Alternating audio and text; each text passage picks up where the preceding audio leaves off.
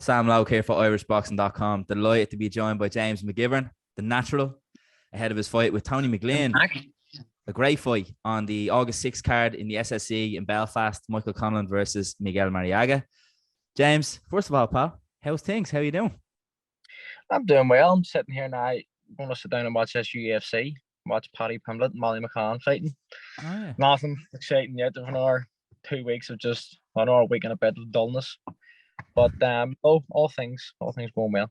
Deadly. Where's that card? That UFC card? Is that on in Liverpool? London or it is. UK? Started. No, it's London. I don't know what arena it's in, whether it's in the O2 or whatever it is, but it's in London. So it's thank God it's on early. They're only out there. None of that 3 a.m. carry on. Yeah, not in camp anyway. No, not a chance. Past. To be honest, I'm not even making the card. I'd be sleeping before 11 o'clock. That's not to do with being in camp. I'm just getting old. Getting old. How old are you now? 25 odd? 24. 24. But listen, I've loads of miles in the clock. I'm the body of a 44-year-old. Miles on the clock. You don't want to be Miles on the saying clock. that ahead of your fight now. Tony, be listening to this.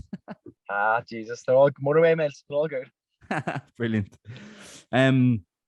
Yeah, let's kick it off. Obviously, you're fighting Tony Mcglynn. This is I think this is one of the, it's not even a sleeper on the card. Like, everyone's really excited about this one.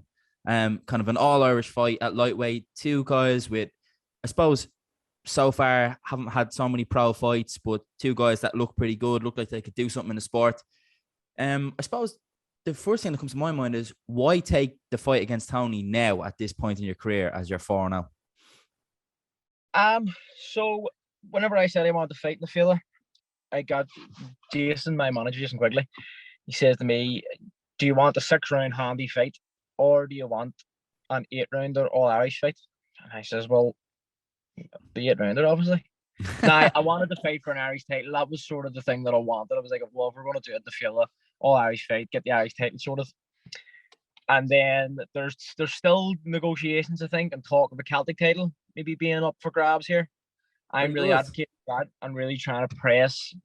Now, I know Tony, he's only ever fought 4 rounds, so that's what's kind of holding it up. Yeah. But, I mean, it's a 50-50 fight. We're both guys, me and Tony are 2 talented fighters, without blowing my own trumpet, of course. But we're both guys, we know what we're doing. So I don't see why we couldn't fight for the belt. It's already signed and agreed for 8 rounds, so you may as well fire it in. Yeah, absolutely. There was going to be a question of mine that so far, well, I was going to say there isn't a title on the line, but of course these things can appear at the last minute. But yeah, there isn't a title on the line, or there wasn't going to be a title on the line, and kind of how do you feel about that? Because it's definitely like a Celtic, or even an Irish, perhaps an Irish title. Yeah, well, this is my thinking in my head. Like, it already is a great fight. Regardless of whether there's a belt, it's a great fight anyway. So I'm happy enough. But it would be nice to be standing at the end of it with a nice big shiny belt, wouldn't it? Definitely. You refer to the fight there as a 50-50 fight. Now, I'm not sure if you're trying to sell the fight to get the title, or if you want to sell it to the people. But how do you actually view this fight? Well, I'm just listening to everyone else is saying. I don't know. I don't think I've ever seen a clip of Tony boxing before, so I don't know. But by all accounts, the guy's undefeated, and he's fought at a decent level as an amateur. So by all accounts, that's a 50. I'm training for a 50-50. Deadly. So it must be 50-50, is it? You tell me. Yeah, well, it's hard to know because, like you said, there isn't a lot of footage of Tony, I don't think. So it's hard. I've seen you fight a few times, but it's hard to know. It's hard to know how you guys are going to match up against each other. But we know that Tony's a live dog, and he's coming in to win the fight. So that's a different kind of dynamic straight away, isn't it? But you've both only really fought. We were kind of talking about this before we started. You've both only fought, let's put it like, guys with losing records rather than saying journeymen. I know your last couple have been against quite like journeymen, if you like, but quite competent journeymen with a good few, like with a decent amount of wins on the record and stuff like that. Who do you think is better prepared coming into this fight? You know, in terms of opponents, and who do you kind of think has fought the better opposition, if you're able to judge it? Our opposition's probably been pretty similar. That's not bullshit here. And do the whole, oh, I'm better, this all that carry on. Our opposition is exactly the same, I would probably say. Now, I fought on bigger cards. So I fought in the field last year, and then the Ulster Hall there in November. Yeah. And then the other 2 are behind closed doors, so we'll just disregard them. But then 2 big cards. So maybe that's a fact that I'm used to dealing with. I've done the big ring walk with people going crazy. Yeah. all 16 of them that were at the Fila. And then in November, Robbie Williams was getting sung at one stage while I was fighting. It was like a football match while I was fighting in the last fight. So Yeah. I'm probably more prepared for that stage. Yeah. But at the end of the day, see, when you get into the ring, you don't hear it as much. Yeah. Like whenever you're focused and someone's alive in front of you fighting, you don't even worry about the stage as much. So maybe me, probably I'm more prepared because I've been on that stage before, maybe. Yeah. Yeah, that's fair. That's a very realistic and rational kind of outlook on it, I suppose, if you like. In terms of like, you both have similar records. You've only got 4 fights yourself at the moment. He's only had 3 professional bouts, but you haven't fought since November. But Tony has fought in March. Does that play into your mind at all, or is that a factor in the fight? How do you assess that? Didn't even know he fought in March, to be honest. So, fighting's fighting. I've been doing this for 16 or 17 years. I've been doing this, so I could probably get up and fight tomorrow morning, or 2 weeks after the field, I could get up and fight. So it doesn't who fought last and when they fought, doesn't matter. I'd be full Jimmy Mac, ready to go on the 6th of August. Doesn't matter who fought when or who they fought or where they fought. How much do you know of Tony? I mean, we kind of touched on it. You don't know much of him, do you? But do you know him from the amateurs, or have you got anything to expect? Have you heard about anything? Have you heard anything about him or how he fights, etc.? The only thing I really know is he's super. That's as much as I've got thus far. Yeah. So, but it's just handy to know. I suppose, although it's not even, doesn't even matter, because once we go in, me and Tony are going to stand in front of one another and we're going to start hitting each other. So that's all that matters, doesn't it? But no, I don't. I don't actually know a whole lot, so I don't. Brilliant. There's there. Do you want to sit the interview with me? No thanks. Why not? Come on in and say a few words. Go and sit here. Go and sit beside the car. No, told you she wouldn't do it.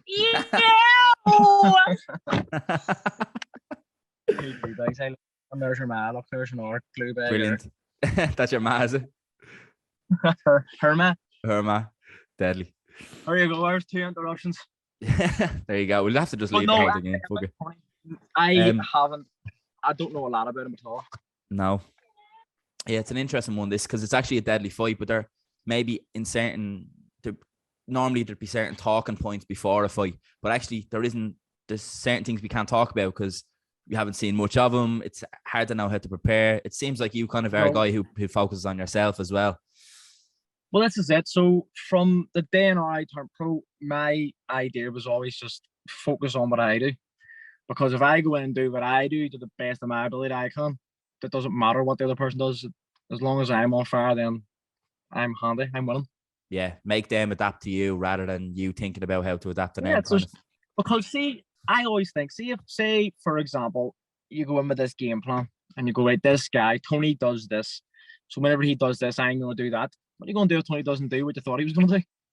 Yeah. And you've spent this whole training camp drilling this one thing. This is how we're going to win. I don't like doing. Now there is, of course, there's an argument for it, and you probably should do. But I like to just focus on me and do what I do. Lovely. How would you describe your style? I've seen you box, but tell us how you would describe your style and how is it that you want to fight going forward? So what I should do now is just say the complete opposite in case Tony watches this. That's what I should do. But I think everyone knows what way I box. Everyone that's seen me knows I'm a smooth counter puncher. But this whole camp we've worked on not being a counter puncher. Obviously without leaking too much information, but we've worked on just covering all bases. So from being down at that elite amateur down in Dublin and then the also high performance, John Conlon always drilled us to be a universal boxer, so to be able to do everything. Yeah. Go forward, fight in the box, go on the back foot, middle distance, all these things. And I've drilled them all from I was young, so I can kind of do a bit of everything. Class. We would say that you're probably predominantly a kind of a, like you said, a smooth counter puncher, kind of fleet-footed boxer. If the fight falls into that motion, then a happy days, because that's just what that comes second nature to me. I don't have to think about it then. Yeah. But if it falls into that, then we're flying. But if it doesn't matter because I'm drilled and ready to go for all events. Definitely. It's a big card. There's a lot of good fighters on it. It's obviously a Michael Conlon card. It's in a brilliant arena. How excited are you to be part of this? And you'll be fairly high up the card as well because you're in a tidy fight. So we were talking about this. I'm probably guessing I'll be around like maybe 4th or 5th from last. I don't know, because you've got Big Potty and then Mick, Tyrone McKenna, Sean McComb. You've got all these big guys. And then obviously the Conlon boxing boys. So Kurt and Big Crocker now, and then Kieran. So I don't know, it could be in anywhere. But I'm not even on that there. That all control the controllables. So now saying it gets flung about all the time. But it is pretty a part of this. Yeah. But no, I'm buzzing. I'm running about. It's in my home city. Like, it's honestly, you can go out my front door and hit the Aussie with a stone. Or the that close? It's literally down the street from me. Like, class.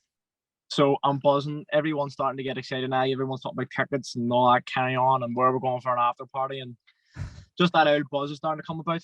I'm driving every day in the car. I'm putting my ring walk song on and driving about. Imagine I'm walking into the ring and what it's going to be like. That's class. So what's it like to be fighting? What, like, does it mean much to you to be fighting on a Michael Conlon card? I mean, the way I phrase that is not great, but like, what does it mean to be fighting on mixed undercard as one of the leaders? You know what I mean? This is it, the feel. So we were actually talking the other day.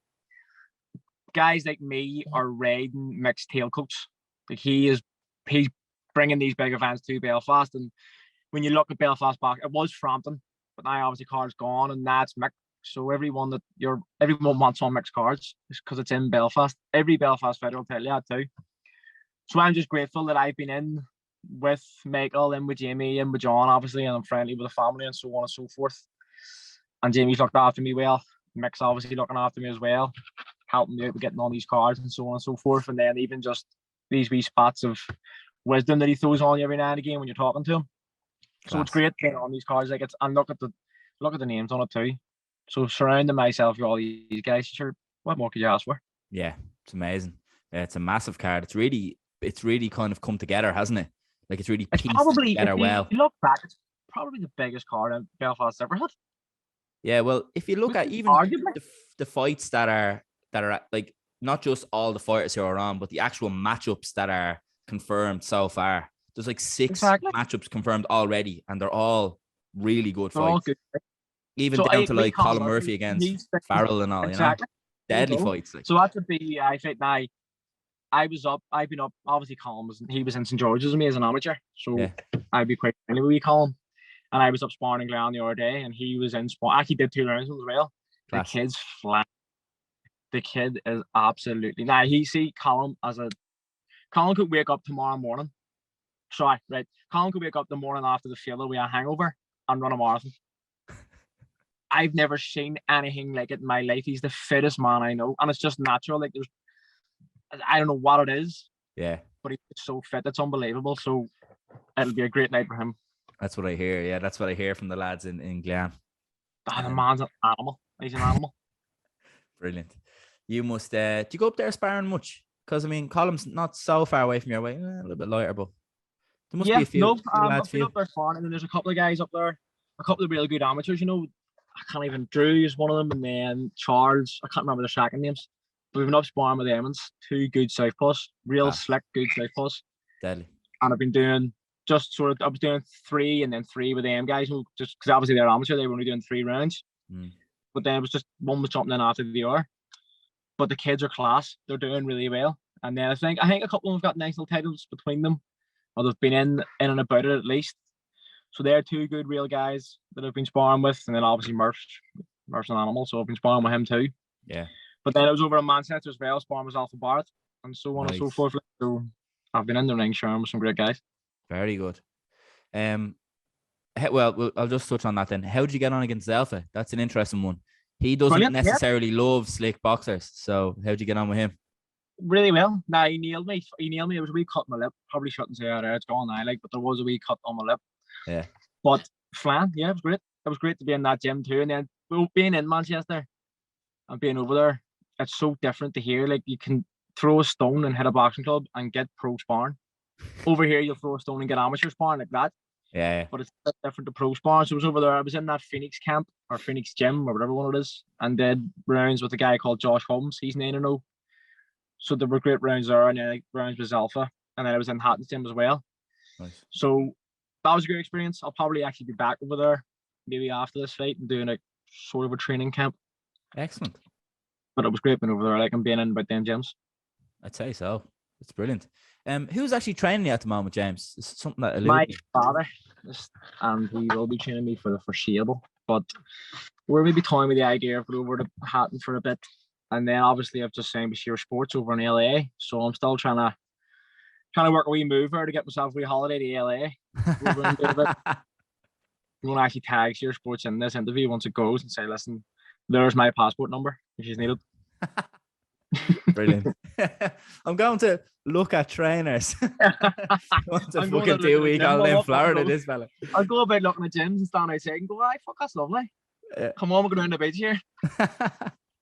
Brilliant. A couple more for you, James.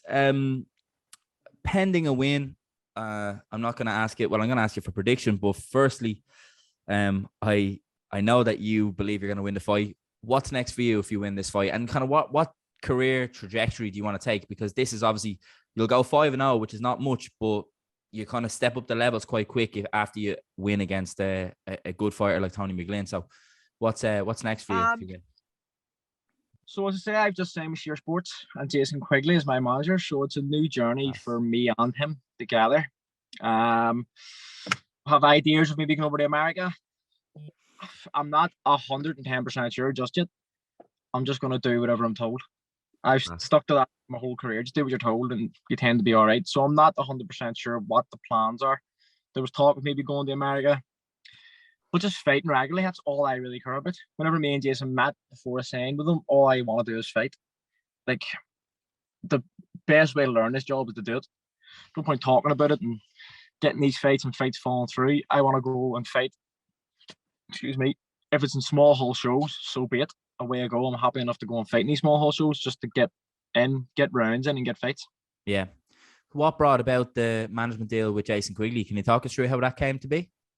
My big mate, Barrett, again, so he's signed with Sheer Sports, obviously MTK Christ, and I shit myself. I went, what am I going to do here? Yeah. So I was running about like a headless chicken, asking everybody and anybody just for advice. Not even as much. I was asking Jamie for advice, big Kevin the Jaguar, I asked him for advice, was asking everybody. Brad was one of the guys he had texted and asked about Sheer Sports, and he says, I'll put the word in for you and see what they say. And then he had sent me Jason's number and went, listen, give Jason a shout. I texted him with Matt and Mara felt, and then boom, that was it. The rest is history. It's just quite simple. Like, will you manage me? Yeah. Yeah, we met. Funny, like, it was whenever we met, there wasn't as much like a business. Maybe just walked in, sort of shot the shit, and then went, right, this is the idea, and both of our ideas aligned. Brilliant. And it's great having him as well. Like, he's a wealth of knowledge. That man's been about the place, and he's had so many big fights, and he's been over in the States, and he's been there and done it. So it's great to actually have him on board now that I can tap into all his knowledge. Brilliant. Is there any talk of trying to sign with a promoter?